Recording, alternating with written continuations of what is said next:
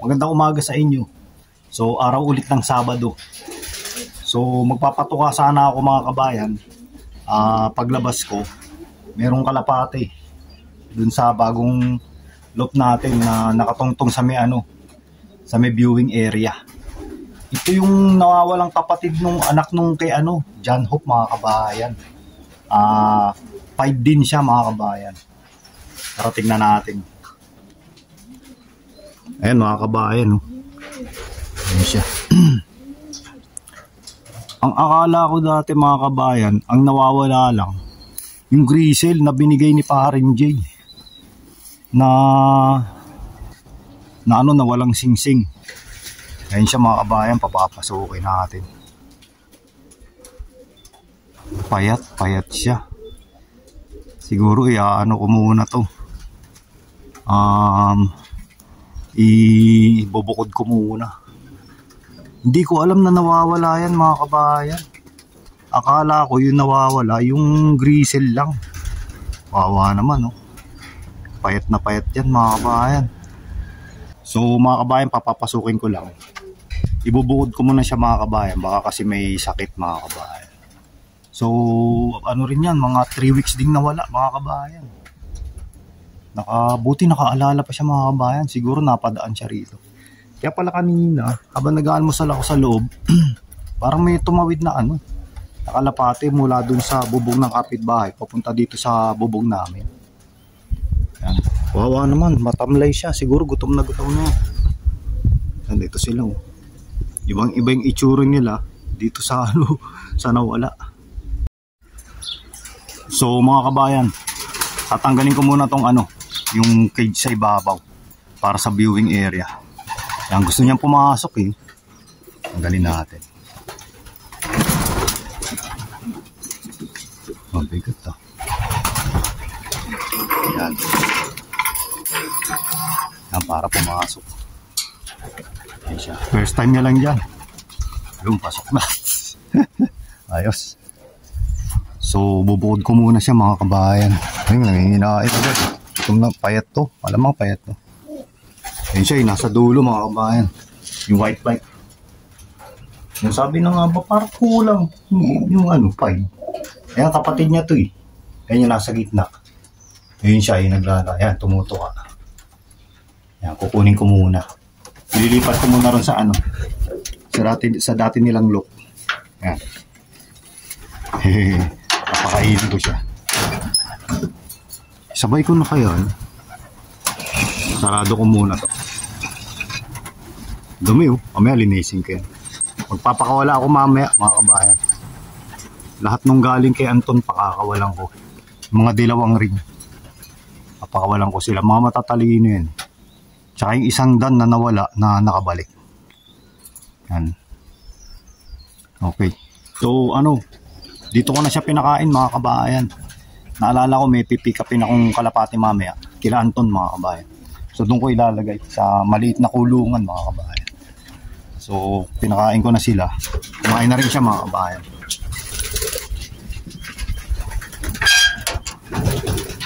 Yan. Kain na siya. Saan yun? White plate yun.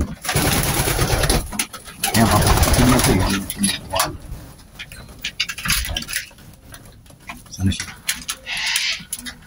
Medyo marumi ayun mga kabayan. Yan yung nasa gitna na 5. Ayan, naglalaw. Pinupokus sa gitna mga kabayan. Dami yung nakain mga kabayan. Di pa ako nakapaglinis. Mamaya maglilinis ako. Dami niya nakain, bumanat siya. Tapos inom ng tubig. Ayos, sold na. Mamaya ako sila pakakawalan. Yung yung 7 lang dyan, yung dilaw yung ring. Tsaka baka isama ko yung dan. Kasi nawala yun tas nakabalik. So marunong na yun. Pero titingnan natin kung makakapasok sila. Pero kung yung nawala, kababalik lang ngayon. Pumasok naman siya dito mga kabayan. Parang mas mabilis magpapasok. Pag ganito yung trapdoor. Sarado ko muna. Ayos. Ayun sila, viewing muna sila. So mamaya papakawalan ko yung 7. ng mga dilawang ring. Kasama yung dan. Ayos mga kabayan. So paparonda lang muna ako ngayon. Papakawalan ko tong pliers ko dito mga kabayan. Sila yung papakawalan ko ngayon. Tapos mamaya pagpasok nila, papakawalan ko naman yung mga young bird dito sa kabilang loop. Yan. Hindi sila lahat kasi yung iba mga bata pa, baka mawala eh. Sayang yung natin, pagod pag nawala lang. Yan. Paparonda muna ako dito. Yan. Ibubuod ko lang muna yung mga yung mga old bird na binigay sa atin kasi hindi sila pwedeng pakawalan. Yan. Maya na lang mga kabayan ha. Ready na sila mga kabayan. Naibukod ko na yung mga old bird na binigay. So ready na sila lumipad. Yung dalawang yung pied na may pares mga kabayan, may inakay. Pinakawalan ko mga kabayan, rumuronda eh. Ayun yun ang taas, dalawa. Layo, hindi ganong kita sa camera. Pakawalan na natin to. Para may kasabay silang rumonda. Yan. Sila, lipad na.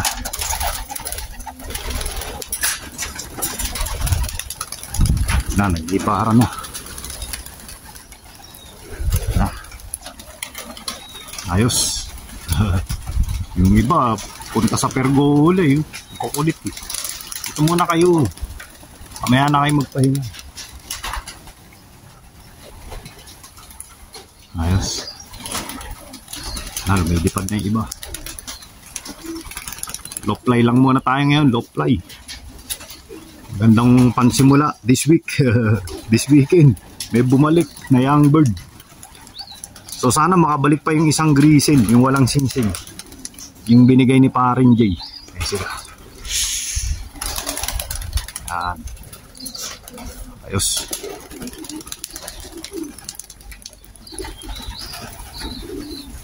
Yung iba nasa pergola, lipad kayo rito sa labas.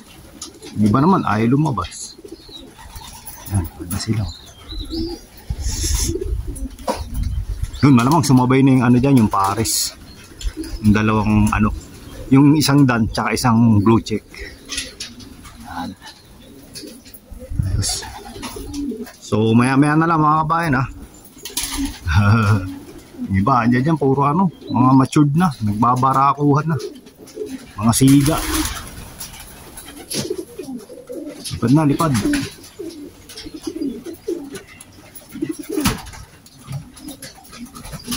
Nagwawala yung nandun, mga gustong lumipad, gustong lumabas. Di pa kayo pwede, baka mawala lang kayo eh. Sayang yung pagod natin, tas mawawala lang kayo. Wag muna. Mamaya yung iba lang muna, yung iba. Para matuto kayo. Yan, ayos. Ito, rumonda naman sa may pergola. Ayos, maya na lang mga kabayan ha. Welcome back mga kabayan. Bali, Monday na dito ngayon. Nung pinakawalan ko yung yung 7 plus yung dan, bali 8. Nawalan ako ng 2 mga kabayan. Nawala yung dan at saka yung isa na kalapate ni Anton, yung kulay dilaw yung ring. So yung dan kababalik lang ngayon Monday. Tapos yung kay Anton na isa hindi pa nakabalik mga kabayan. Kaya medyo natagalan din nung karugtong. Hinintay ko muna silang makabalik baka sakali. Pero wala, yung isa hindi nakabalik. Yung dan lang. Masamang balita. Lagas na naman. Bali 6 na yung nawala sa akin mga kabayan. Pero this week sana makabalik pa. Nakakapanginahin mga kabayan pagka nawawalan. Sayang kasi kumbaga umubos din tayo ng oras. Tapos kumbaga nilook after natin sila, inalagaan natin, tapos mawawala lang. Yun nga pala andito na yung mga kalapate ni Anton. Kalapate niya, pero nagbigay ako ng ring 6 dito mga kabayan, sa maliit na kulungan. Yan, nandiyan na sila. Pero yung red bar, galing yan dun sa breeder. Tsaka yung pied na nasa likod niya, magkapatid yan, dalawa na yung mga kabayan. Galing yan dun sa breeder cage. Buksan muna natin ilaw. Yan. So ang galing kay Anton, 6 mga kabayan. Yan, gaganda. Mostly blue bar. Tapos isang blue check. Ayan yung ano yan, inbreed na Koopman. Galing din yan doon sa breeder ko. Breeder cage. Dalawang blue check na galing kay Anton. The rest puro blue bar na.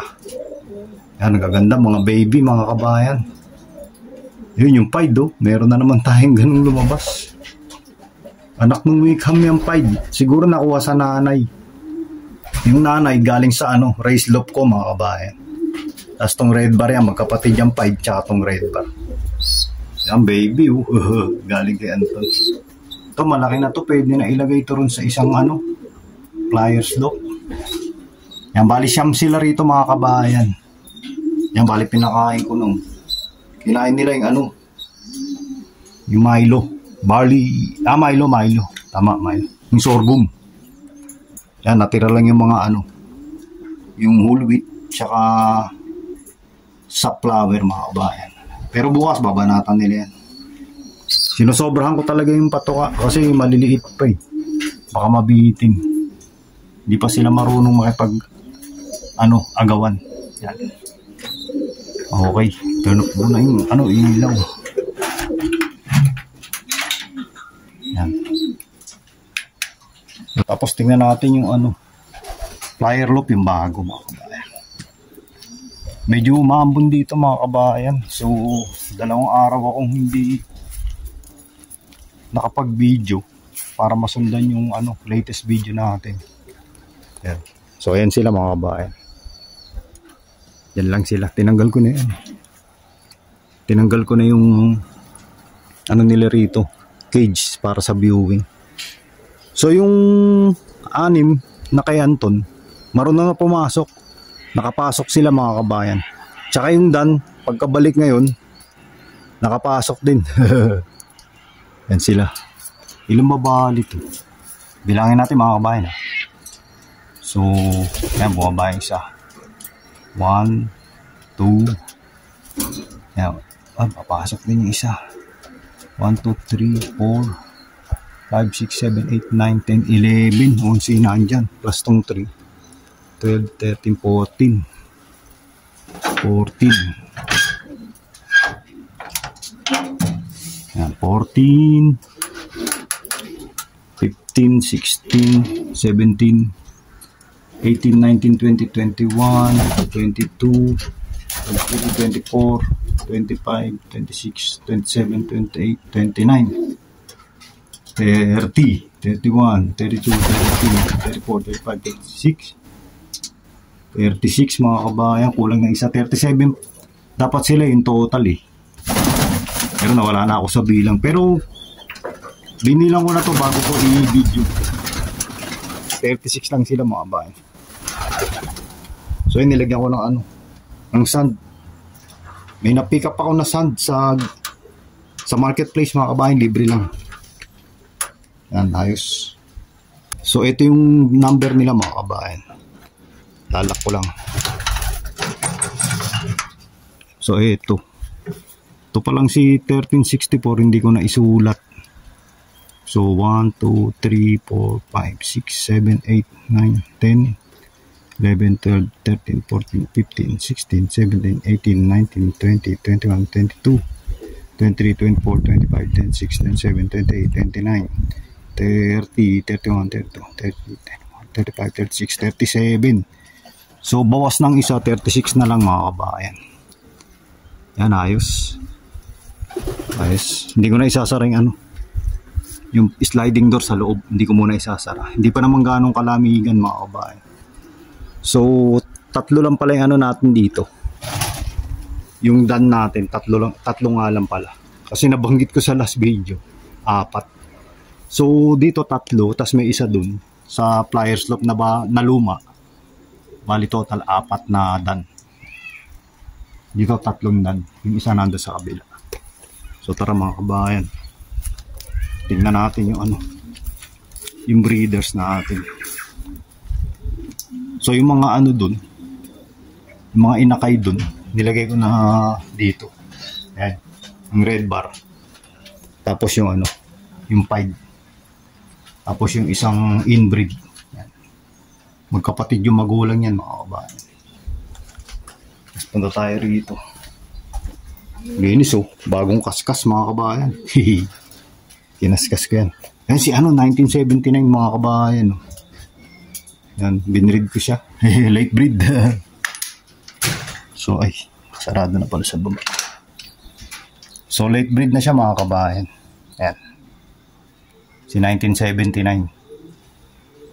So yun, nakaupo na ata yung pares niya. Yan. Dito may dalawang inakay. Nasingsingan ko na yan mga kabayan. Tapos dito sa baba mayroong dalawa, hindi ko pa nasingsingan yan. Ito may isa. Tapos to hintayin kong mga ngitlog. Yung asawa niya, ito lalaki kasi.